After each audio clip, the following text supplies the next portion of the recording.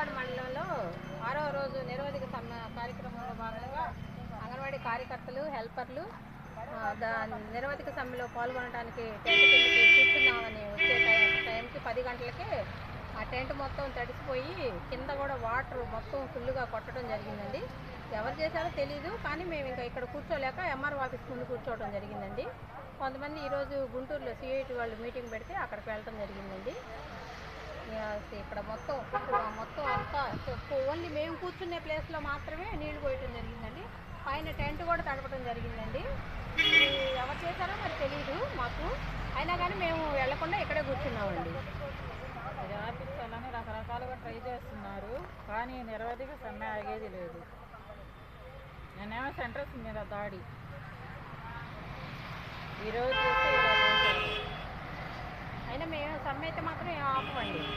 సమ్మె మాత్రం సమ్మెగానే జరిగిద్ది. సచివాలయ ఉద్యోగులు మాత్రం పిల్లల్ని తీసుకొచ్చి సెంటర్స్ ఏ విధంగా రన్ చేస్తారో మేము చూస్తామండి. మేము ఏ విషయమైనా తేల్చుకున్న తర్వాతే మా అంగన్వాడీ సెంటర్లకు వెళ్ళడం జరిగిద్దండి. ఇది సార్ మేము